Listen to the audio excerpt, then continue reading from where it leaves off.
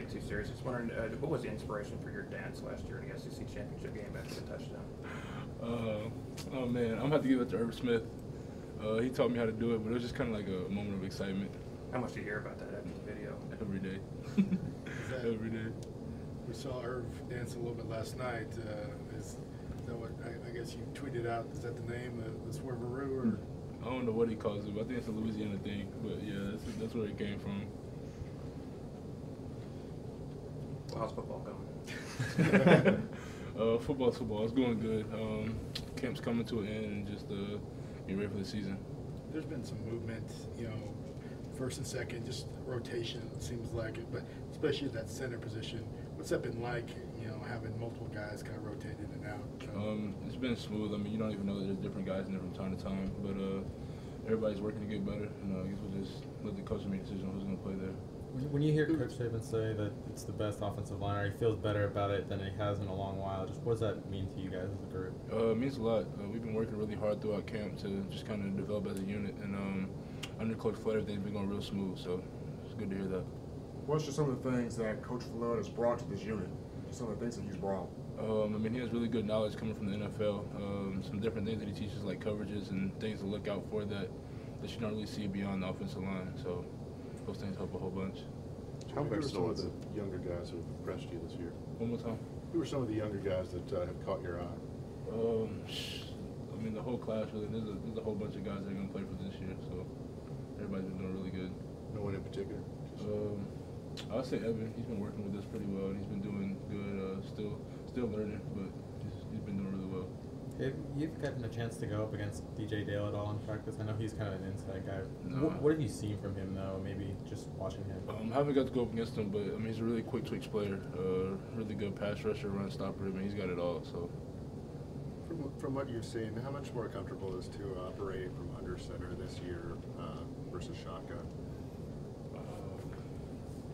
I mean, I would say it's good. I mean, we've had really good success with it, but I mean, sometimes we don't even notice. I mean, it just kind of depends on the plays we're running, but sometimes we don't even notice. But I mean, just from a blocking standpoint, is there anything different that you guys do in those situations when he is under center versus shotgun? How he arranges the protections and such? I would say maybe like play action would be a different kind of thing that we do, but from there on out, I don't think there's a big difference between those two.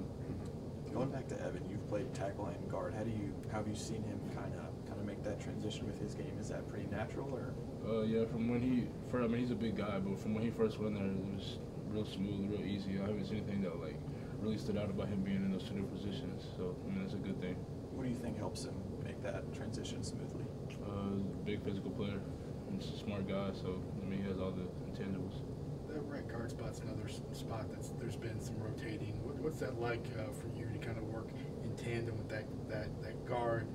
Landon, I think, has been there, Emil, and obviously Matt, Womack. So what's that been like having those guys next to you all the time? I mean, the plus side is everybody knows their playbook. So I mean, it's been real easy, like communication, things like that. I feel like it's more on just kind of like, I mean, I guess you don't really have like the same bond that you have with everybody else, but whenever they hop in there, I mean, it goes smooth and easy. So I mean, it's all been pretty good.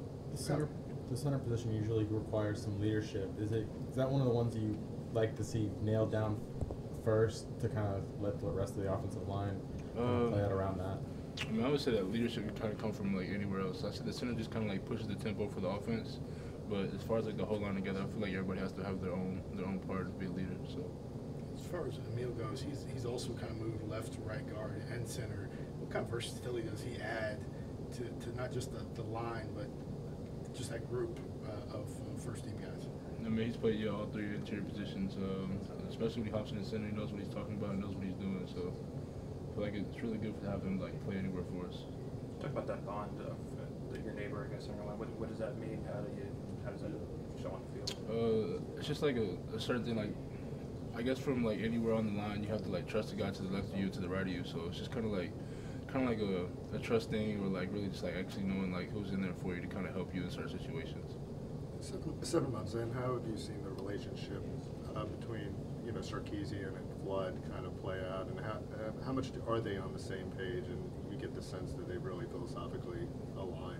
I mean, they have like a crazy duo. I mean, they spread like a whole bunch of knowledge throughout the whole offensive line room, and then like the offense in general. So I feel like it definitely helps when it comes down to like making decisions and calling plays and like coming up with different schemes and game plans. It's crazy. It helps.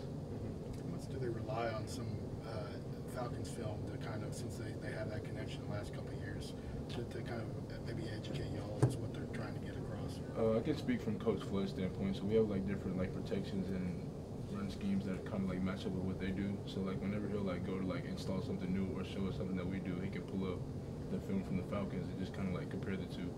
These will be the final two questions. How much tired were you at the end of last week? I'm actually holding up pretty good. I mean, the recovery and the treatment and stuff helps downstairs, but it's all right. How much does that help seeing professional film and knowing kind of what they were able to do translate? Like, how does that help? Is that learning? You know, what's the benefit there? I guess it's kind of seeing guys that have been doing it for 5+ years do the same thing that you're doing. They're kind of like a pro at it. So I guess it just kind of helps to see like from a different standpoint of like what's going on rather than like seeing us do it every day. Thank you.